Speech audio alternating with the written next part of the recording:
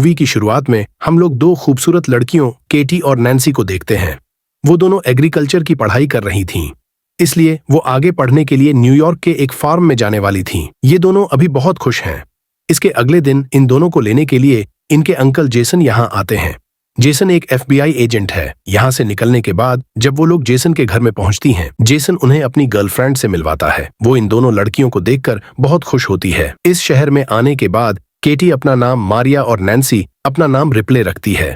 अगले दिन जेसन उन्हें बस स्टॉप पर लेकर जाता है। जेसन यहाँ पर इन दोनों के साथ में न्यूयॉर्क जाने वाली बस का वेट करने लगता है, लेकिन ये दोनों जेसन से कहती हैं कुछ ही देर में बस यहाँ आ जाएगी, इसलिए आप अपने काम पर जा सकते हैं। जैसे ही हम लोग वहां पहुंचेंगे आपको मैसेज कर देंगे। तब जेसन इन लोगों से कहता है तुम कोड वर्ड इस्तेमाल करना, जिससे मैं समझ जाऊंगा कि तुम लोग सेफली वहां पहुंच गए हो। केटी कहती है मैं एप्पल वर्ड यूज करूंगी, लेकिन जेसन कहता है तुम हर बार अलग अलग अल्फाबेट यूज करना ताकि कोई भी तुम्हारे कोड वर्ड को नहीं समझ सके। जेसन के जाने के बाद यहाँ पर रोड से गुजर रहे दो लड़के केटी और नैन्सी को हवस भरी नजरों से देखते हैं। इसके बाद केटी और नैन्सी पास के एक रेस्टोरेंट में कॉफी पीने के लिए जाती हैं। यहाँ पर वो लड़के भी आ जाते हैं जो कि कुछ देर पहले इन दोनों को देखकर यहाँ से गुजर रहे थे। इन दोनों का नाम टॉम और ल्यूकस है। वो दोनों केटी और नैन्सी से बातें करने लगते हैं। यहाँ केटी और नैन्सी इन दोनों को अपना नाम मारिया और रिप्ले बताती हैं, जो कि इन दोनों ने अपना नया नाम रखा था। केटी इन लोगों को यह बताती है हम लोग न्यूयॉर्क के एक फार्म में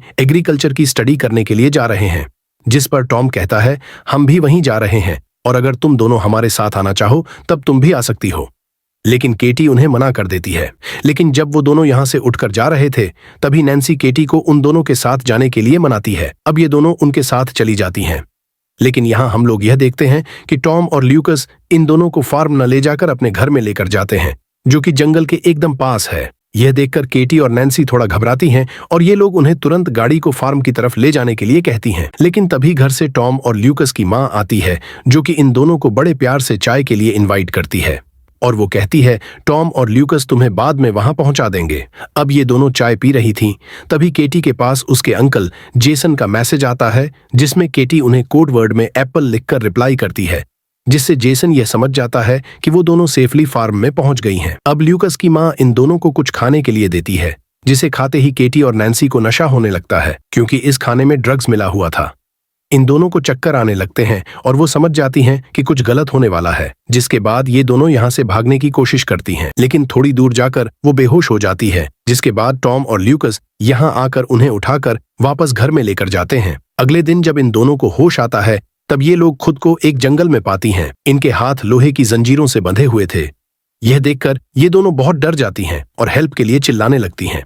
तभी यहाँ पर टॉम आता है और वो इन दोनों से कहता है तुम जंगल की एक ऐसी जगह पर हो जहां पर दूर दूर तक कोई इंसान नहीं है, इसलिए तुम्हारे चिल्लाने का कोई फायदा नहीं है। कुछ देर बाद यहाँ पर बोरिस नाम का एक आदमी आता है और वो केटी को उसका फोन दिखाता है। वो कहता है तुम्हारे फोन पर किसी जेसन नाम के आदमी ने मैसेज किया है, जिसे तुमने पिछली बार एप्पल लिखकर भेजा था। वो दोनों से इसका मतलब पूछने लगता है, जिस पर केटी कहती है एप्पल एक कोड वर्ड है, जिसका मतलब है हम दोनों सेफ हैं।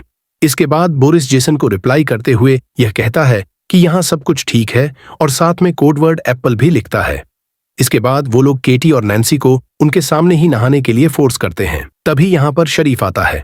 शरीफ को यहाँ देखकर केटी और नैन्सी उससे मदद मांगने लगती हैं, लेकिन कुछ देर बाद उन्हें पता चलता है कि यह पुलिस ऑफिसर भी टॉम और ल्यूकस के साथ मिला हुआ है। यह देखकर वो दोनों और भी डर जाती हैं। केटी और नैन्सी उन लोगों को समझाने की कोशिश करती है कि प्लीज हमें यहाँ से जाने दो, हम लोग किसी को कुछ भी नहीं बताएंगे और अगर तुम लोग चाहो तब हम लोग तुम्हें बहुत सारे पैसे भी दे देंगे। लेकिन वो लोग उनकी एक भी बात नहीं सुनते हैं।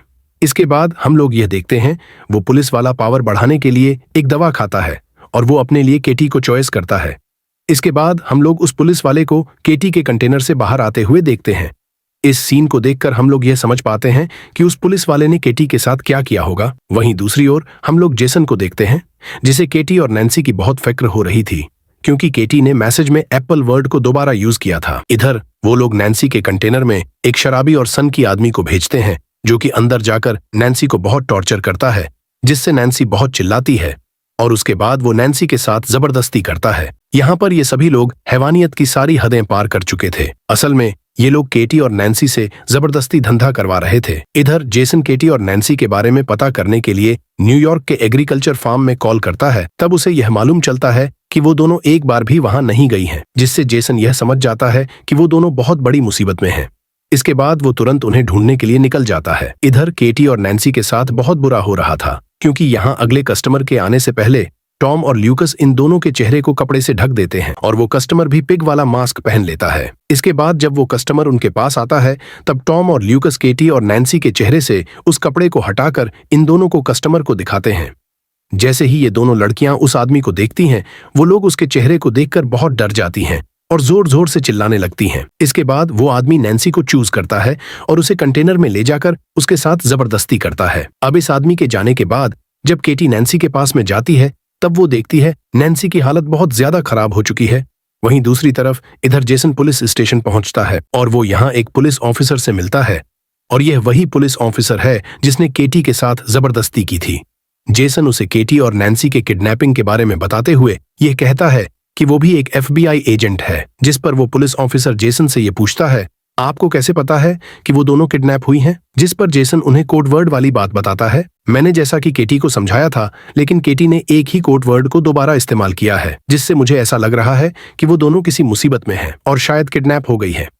वहीं इधर ये पुलिस ऑफिसर बोरिस को सारी खबरें देता है कि इन दोनों लड़कियों के अंकल FBI एजेंट हैं और वो इन दोनों को ढूंढ रहे हैं, और केटी ने हमें उस कोड वर्ड के बारे में गलत इन्फॉर्मेशन दी थी। इसके बाद बोरिस टॉम को उस कंटेनर से थोड़ा दूर ले जाकर उससे बातें करता है कि इन दोनों लड़कियों को जल्द से जल्द ठिकाने लगाना होगा, वरना हम लोग मुसीबत में पड़ सकते हैं और हमें शहर से आने वाली और भी नई लड़कियों को पकड़ना है। केटी अपने कंटेनर के पास में खड़ी होकर चुपचाप उन दोनों की बातों को सुनती है। इन दोनों की बातें खत्म होने के बाद बोरिस केटी के कंटेनर में जाकर उसके साथ फिर से जबरदस्ती करता है। वहीं दूसरी ओर जेसन भी उसी रेस्टोरेंट पहुंचता है जहां पर केटी और नैन्सी को वो दोनों लड़के मिले थे। वो यहां पर काम कर रहे एक आदमी से इन दोनों के बारे में पूछता है, जिससे वो आदमी जेसन को बोरिस की गाड़ी के बारे में बताता है। इधर केटी नैन्सी को ये बताती है, ये लोग हमें अब मारने वाले हैं। तभी टॉम और बोरिस उसी नशेड़ी आदमी के साथ यहाँ आते हैं जिसने केटी के साथ जबरदस्ती की थी।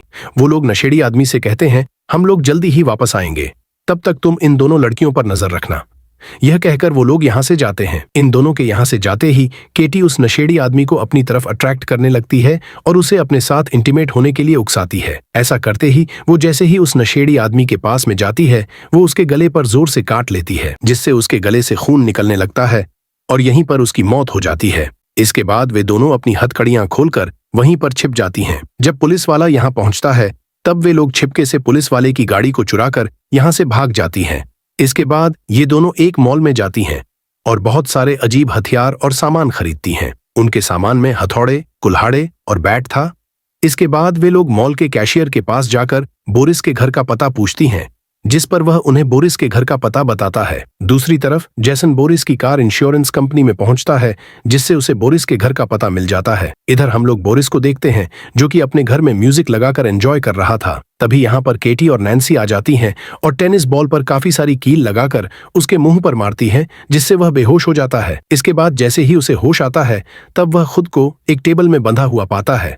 बोरिस खुद को छोड़ने के लिए उन्हें बहुत सारे पैसों का ऑफर देता है, लेकिन केटी और नैन्सी को पैसा नहीं बल्कि अपना बदला चाहिए था।